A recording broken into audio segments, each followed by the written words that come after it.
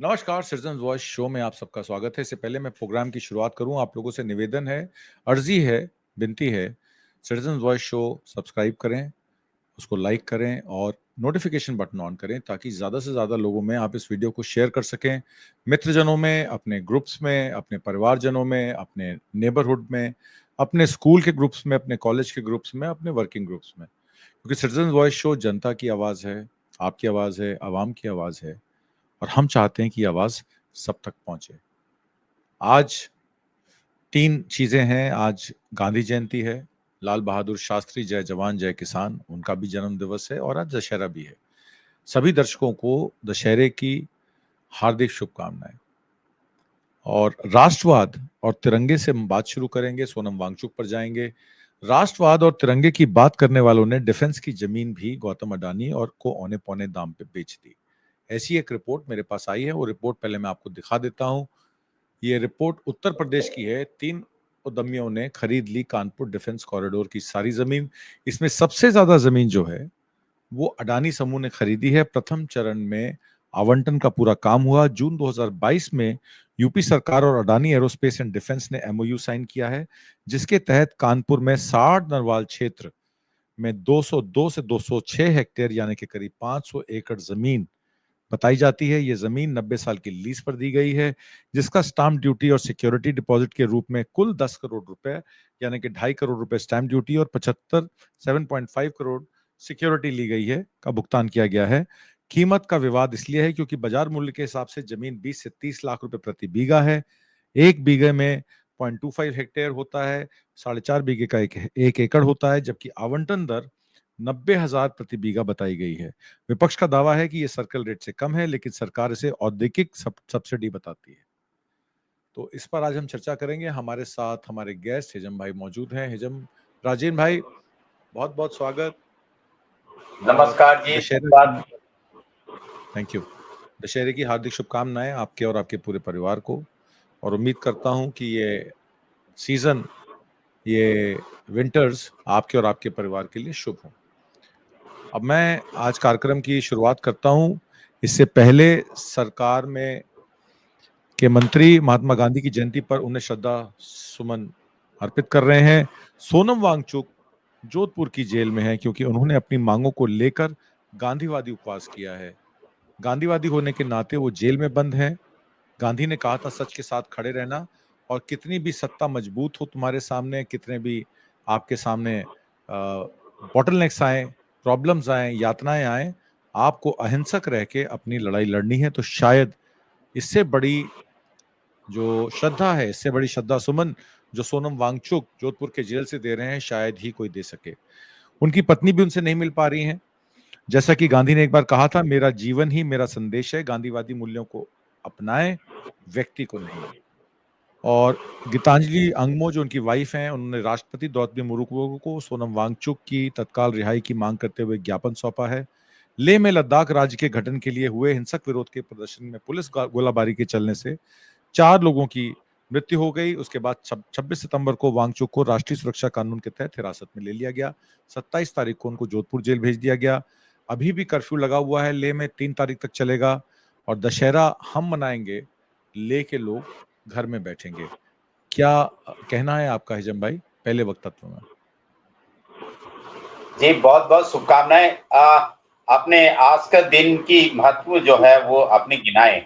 मैं भी अपनी तरफ से थोड़ा सा इसको एडिशनल मैं बता देता हूँ। आज 2 अक्टूबर गांधी जयंती की शुभकामनाएं। लाल बहादुर शास्त्री 1904 लाल बहादुर शास्त्री की जयंती आज 2 अक्टूबर, उसकी शुभकामनाएं। अब 1925 में जो है आरएसएस के स्थापना दिवस, 1956 धम्म दिवस, जिसमें बाबा साहब अम्बेडकर ने हिंदू धर्म छोड़कर बौद्ध धर्म को अपनाया था। आज विजयदशमी और उत्तर पूर्वी भारत में इसको दुर्गा पूजा के नाम से जाना जाता है। बहुत बहुत शुभकामनाएं सबको। और सब नरेंद्र मोदी जी को खास, और आरएसएस और हमारा अडानी साहब को शुभकामनाएं। लद्दाख में आज इंटरनेट बंद है और कर्फ्यू है और सारे मायूस छाया हुआ है। 4 लोगों की, निहत्थे लोगों की हत्या मोदी सरकार ने करवाई है। ये बिल्कुल लद्दाख के लोगों को कहना मेरा कहना नहीं है।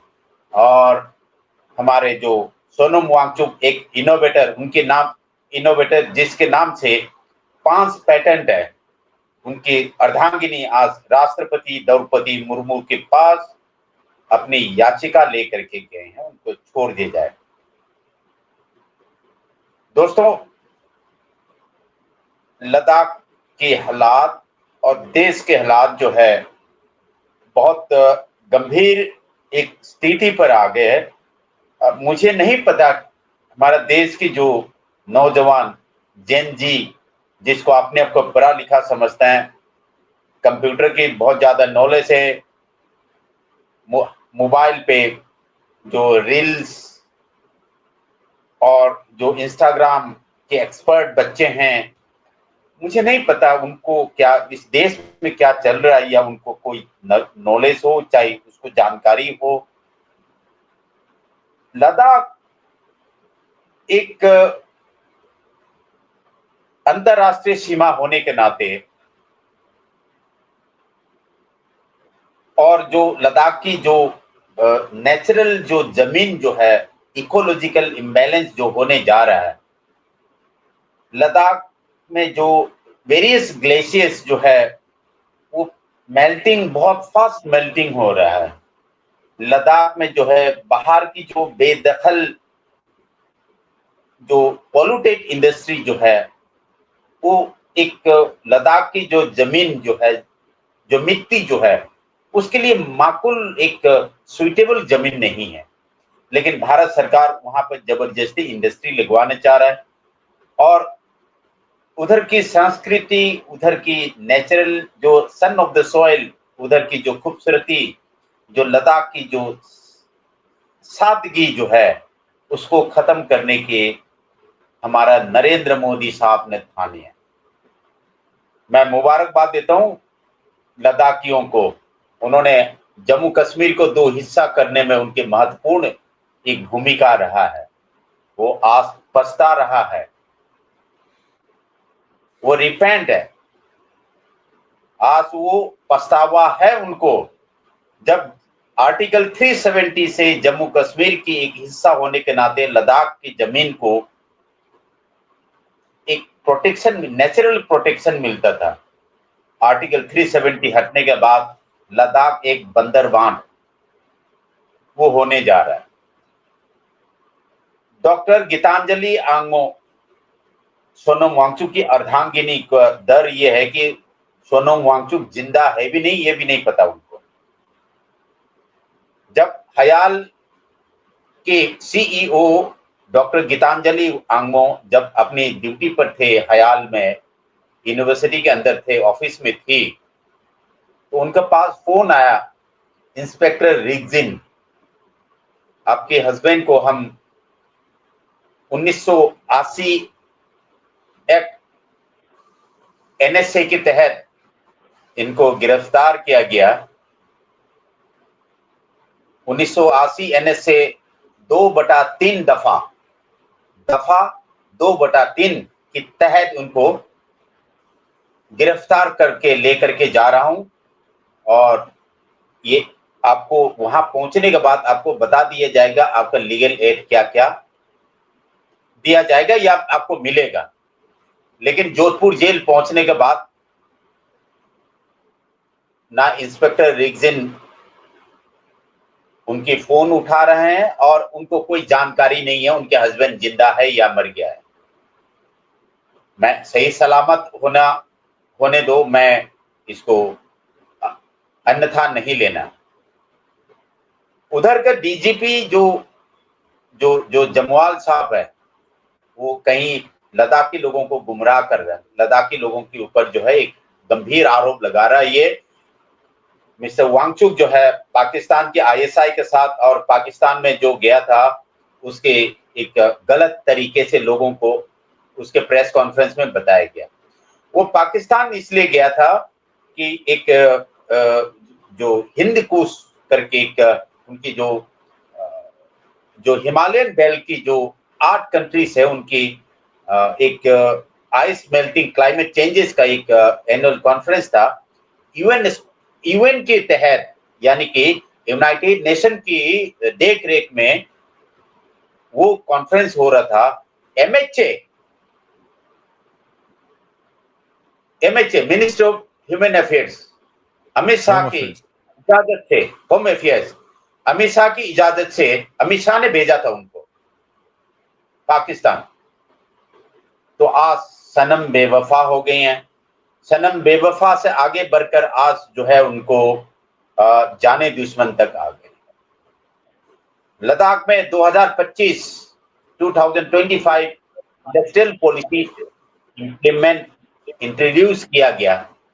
तो सोनम वांगचुक एक पढ़े लिखे, एक दूरदृष्टि जो है, लॉन्ग विजन जो है वो देखने वाला आदमी, जानते थे कि लद्दाख में अगर इंडस्ट्रियल पॉलिसी अगर इम्प्लीमेंट हो जाता तो लद्दाख की क्या हाल होना है। देखिए सीधी सी बात है, एक डेमोक्रेटिक रिपब्लिक होने के नाते, इंडिया इलेक्टोरल डेमोक्रेटिक रिपब्लिक होने के नाते, जो मेजोरिटी से ग्रांटेड, जो ज्यादा संख्या होगा उनकी चलेगी। अगर बाहरी लोग जो है, जो जो ताकतवर लोग जो है, अगर लद्दाख के ऊपर जो प्रेशर बनाता, लद्दाख की जो वल्नरेबल पॉपुलेशन है, वल्नरेबल पॉपुलेशन लद्दाख के 2.47 के करीब है, तो हम इसको जो है मोटा मोटी इसको बढ़ा करके 2.5 लाख भी ले लेते हैं। 2.5 लाख पॉपुलेशन में कारगिल के आधा, इधर के आधा, यानी कि कुल मिलाकर के 1,30,000 भी नहीं होगा लद्दाखियों के पॉपुलेशन जो है। अगर आप दिल्ली के वन नेशन वन बिजनेसमैन अगर वहां पर जाएगा तो लद्दाख के लोग इसको झेल नहीं पाएगा। इसलिए मुझे ऐसे लगता है कि लद्दाख को जो है एक स्वायत्ता, जो शेड्यूल 6 उनको कॉन्स्टिट्यूशनल प्रोटेक्शन जो है उनको देना चाहिए। और जो सोनम वांगचुक जो कॉन्स्टिट्यूशनल प्रोटेक्शन जो शेड्यूल 6 जो है उनको मिलना भी चाहिए। बेशक उसने गलतियां क्या की है वो प्रश्न नहीं है, सोनम वांगचुक ने क्या गलतियां की है वो प्रश्न नहीं है। लद्दाख के लोगों को सोनम वांगचुक की गलतियां जो है उसके लद्दाख के लोग झेलना नहीं चाहिए, लद्दाख के लोगों के ऊपर वो गलतियां थोपना नहीं चाहिए। ये है मेरा जी जानकारी जो आपको साझा करना चाहता हूं। जी, मैं दूसरा प्रश्न करता हूं। अपने ज्ञापन में Himalaya institute of alternative Ladakh की संस्थापक और सीईओ, जिनका बात आपने किया, अंगमो जी ने वांगचुक को बिना किसी कारण के हिरासत में लेने का आरोप लगाया है। उन्होंने सवाल किया है कि उन्हें अपने पति से फोन पर या व्यक्तिगत रूप से बात करने की अनुमति भी नहीं दी गई। अंगमो ने यह भी कहा है, मेरे पति को अवैध हिरासत के अलावा जिस तरीके से राज्य और उसकी एजेंसियां हमें परेशान कर रही हैं और हमें इन पर निगरानी रख रही हैं, वो निंदनीय है। ये संविधान की भावना और लोकाचार का उल्लंघन है। उन्होंने ये भी कहा कि 30 सितंबर को संस्थान के सुरक्षा गार्ड को एक एफआईआर की कॉपी और संदेश मिला, जिसमें लद्दाख और हिल्स के फेलोशिप छात्र, आवासीय कर्मचारी, हियाल के संस्थान में रहने वाले शिक्षक, रेजिडेंशियल स्टाफ और ट्रेनी रिजाइडिंग फ्यांग के नाम से जो लोग वहां रह रहे हैं, उनकी सूची का विवरण, नाम, माता पिता, निवास और फोटोग्राफ्स के साथ डिटेल्स मांगी गई। मेरा सवाल सीधा सीधा आपसे ये है कि इस तरीके के षड्यंत्र क्यों रचे जा रहे हैं? भारतीय सेना के लिए प्रभावी आश्रयों के निर्माण में अपने पति के योगदान का भी उन्होंने जिक्र किया। लद्दाखी लोगों के राष्ट्रवाद पर जोर देते हुए उन्होंने ये भी कहा कि लद्दाख की धरती के सपूत के साथ इतना बुरा व्यवहार करना न केवल पाप है, बल्कि शांतिपूर्ण अस्तित्व और साथ मजबूत सीमाओं के निर्माण के लिए एक रणनीतिक भूल है। जम्मू कश्मीर, सिक्किम, मणिपुर, असम, अब लद्दाख, हमारा 4,700 किलोमीटर का जो बॉर्डर है चाइना और पाकिस्तान के साथ, उस पर जिस तरीके की ये चीजें हो रही हैं, क्या भारत की एक्सटर्नल सिक्योरिटी दांव पर नहीं लगी है? ऊपर से ट्रंप भी टारगेट कर रहे हैं मोदी जी को। तो क्या ये विधिवत तरीके से किया हुआ प्रहार है या इसके पीछे की साजिश कुछ और है? हिजम भाई। आतमजीत जी, ये एक संयोग हो सकता है, चाहे ये एक सोची समझी एक रणनीति या कॉन्स्पिरेसी हो सकता है। भारत के जो हमारे जो सबसे हाईली पेड जो ब्यूरोक्रेट्स है, ये भारत के साथ, देश के साथ गद्दारी कर रहे हैं।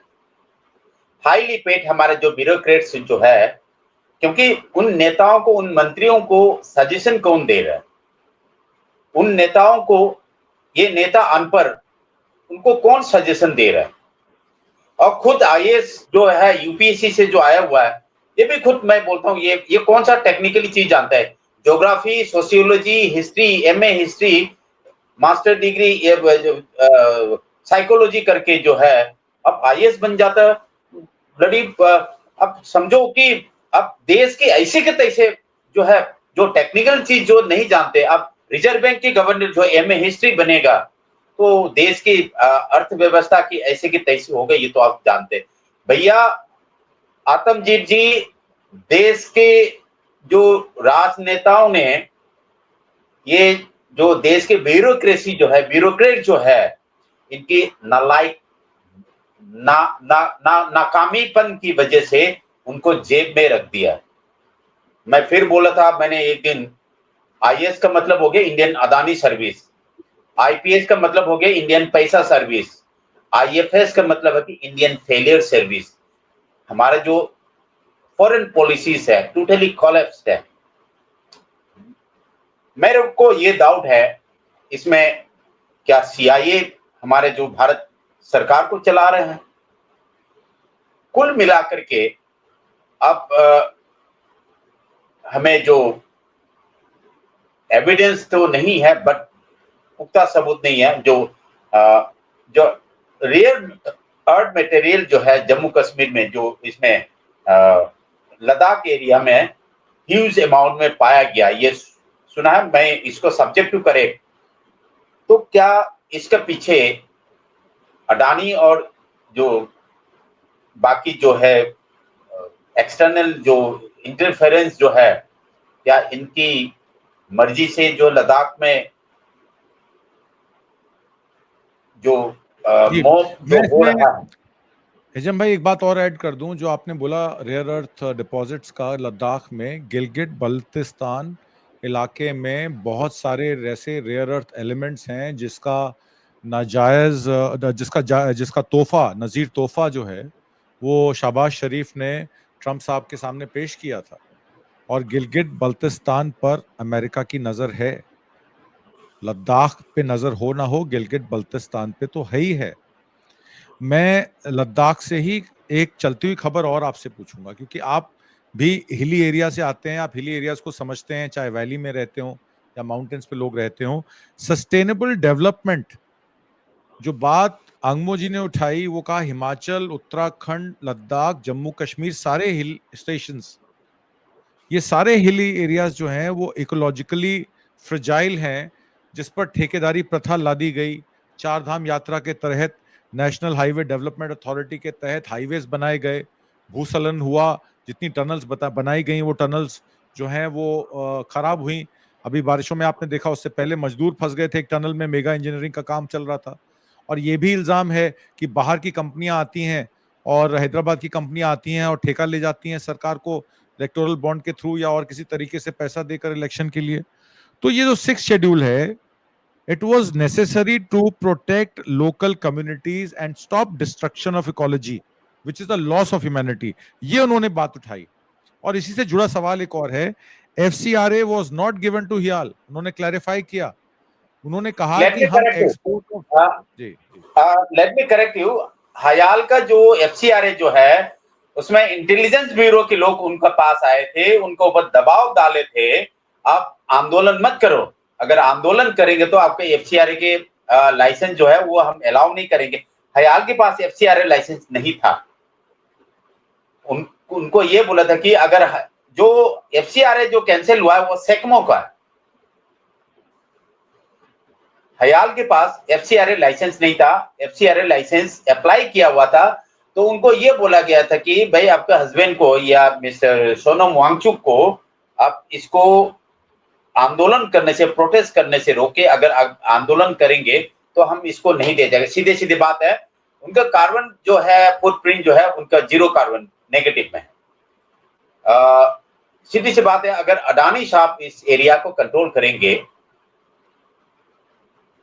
वन बिजनेस वन नेशन की जो one prime minister, one businessman वाली बात जब यहाँ पर आता है, तो हमारा आईएएस जो है, इंडियन अडानी सर्विस, इसको एडवांटेज मिलता है। इनका सीमेंट के एक्सपोर्ट और कई एक्सपोर्ट जो है उसमें, क्योंकि अडानी के जो सीमेंट एक्सपोर्ट में जो बैन लगे हुए थे कार्बन डेटिंग की वजह से, तो सीधा सीधा जो है ये बहुत बड़े कॉन्स्पिरेसी है। देखिए, हम रिपोर्टिंग, हम एनालिसिस जो कर रहे हैं, हमें भी कभी कभी महसूस होता है कि काश हम भी जो है अगर दूर रहता, क्योंकि उत्तराखंड में जो अभी मात्र जो बहुत नौजवान बच्चा जो है एक करप्शन की, एक अस्पताल की जो करप्शन की रिपोर्टिंग कर रहा था, उनके 10 दिन के बाद उनके 100 गंगा की जो शुरुआत की जो भगीरथी नदी बोलते हैं उसको, हरिद्वार में आने के बाद हरिद्वार से आगे गंगा बोलते हैं, गंगा हरिद्वार से आगे जो है 5 नदियां उसमें मिलते हैं, भगीरथी और ये जो अलग अलग जो नदियां मिल करके हरिद्वार में गंगा बन के जाता है। तो Bhagirathi is a part of the Ganga. तो गंगा भगीरथी नदी में उनके डेड बॉडी मिला। तो समटाइम हमें भी डर लगता है यार, कल सुबह की अखबार में एक अनजान शख्स की जो शव पाया गया जमुना किनारे, तो हम भी जो है कि थोड़ा सा सोच समझ करके, क्योंकि अडानी बहुत बड़ी चीज है। हिजम जब भाई, गांधी को रास्ते से, इसमें इसमें एक गांधी टेक्निकल को पॉइंट और क्लियर करना है। इसमें एक टेक्निकल पॉइंट और क्लियर करना चाहता हूँ। फंडिंग वो कर रहे थे, फंडिंग नहीं ले रहे थे, वो कह रहे थे हम एक्सपोर्ट ऑफ सर्विसेज कर रहे थे। UNDP, Swiss universities development corporation, HNW, उन्होंने नाम लिया टेक्निकल यूनिवर्सिटीज ऑफ म्यूनिक। उन्होंने कहा जो हम रिसर्च अपनी कर रहे थे उसके तहत हम सर्विस एग्रीमेंट्स करके अपनी रिसर्च को एक्सपोर्ट कर रहे थे।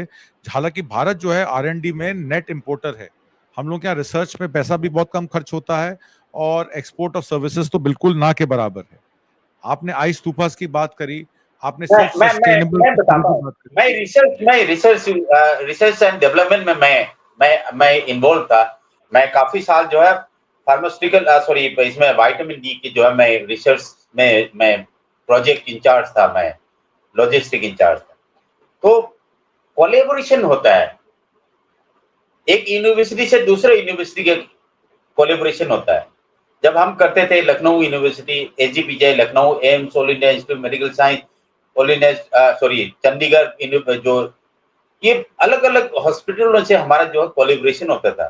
तो वहां से फंड आता है, भाई हमें ये करना है, उस फंड के लिए ऐसे करना है। तो उसी फंड को हमारा जो आ, कौन सा मीडिया कहूँ उसको, प्रोपेगेंडा जो मशीन जो कहूँ, मैं मीडिया मीडिया तो कह नहीं सकते, क्योंकि उनके सबके प्राइवेट मालिक है। उनका एक सिर्फ मात्र एक डीडी न्यूज है, वो उसको मीडिया कह जाएंगे, क्योंकि सरकारी चैनल है उसको मीडिया कहा जाता है। पर बाकी जो जितनी जो है ये तो एक प्राइवेट एंटरटेनमेंट चैनल है। तो उनके जो प्रोपेगेंडा मशीनरी जो टूल्स, जो इंजीनियरिंग ऑफ द नैरेटिव्स है उनके, तो उनका ये कहना कि बाहर से जो इलीगल फंड लिया गया है, तो वो इलीगल फंड नहीं था, वो यूनिवर्सिटीज का रिसर्च एंड डेवलपमेंट का एक fund collaboration, transfer, collaboration agreement collaboration. कहते हैं, यस। कोलैबोरेशन एग्रीमेंट था। आपने बात ये क्लियर कर दी। और मेरा आखिरी प्रश्न ये रहेगा, एक मजबूत लोकतांत्रिक व्यवस्था में कानून और 6 शेड्यूल के साथ राज्य केंद्र शासित प्रदेश का दर्जा, मतलब केंद्र शासित प्रदेश इस टाइम यूटी है, वो कह रहे हैं कि राज्य का दर्जा मिल जाए ताकि हम अपना डेवलपमेंट खुद कर सकें, लोकल इन्वॉल्वमेंट के साथ लोगों को नौकरी भी मिल जाए, लोगों को काम भी मिल जाए। क्या ये गुनाह है? क्या ये देशद्रोह है? अंगमो ने राष्ट्रपति मुर्मू से वांगचुक को बिना शर्त रिहाई पर विचार करने का आग्रह किया है। और सीकर के सीपीएम लोकसभा सांसद अमरा राम जब जोधपुर जेल के कार्यकर्ताओं से सोनम वांगचुक से मिलने गए तो उनको वहां रोक दिया गया। तो मेरा सवाल सीधा सीधा ये है, क्या ये एक पॉलिटिकल इम्प्रिजनमेंट है? क्योंकि कोई एफसीआरए की वायलेशन नहीं है, कोई चाइनीज कोलैबोरेशन या चाइनीज एजेंट का कोई उनपे चिपका नहीं है इल्जाम। और जो पीआईओ की बात इन्होंने की, पर्सन ऑफ पाकिस्तान इंटरेस्ट, वो तो लद्दाख में मिला नहीं, किस सुरंग से भाग गया वो? तो सोनम वांगचुक पे इल्जाम है क्या जो उनको जेल में डाल रखा है?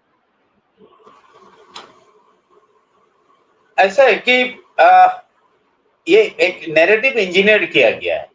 सोनम वांगचुक को जो है एक डिफेम करने का। कुछ दिन पहले तो मोदी साहब के साथ उनका बहुत अच्छा संबंध था। जब तक ये प्रोटेस्ट नहीं कर रहा तो बहुत अच्छा संबंध था।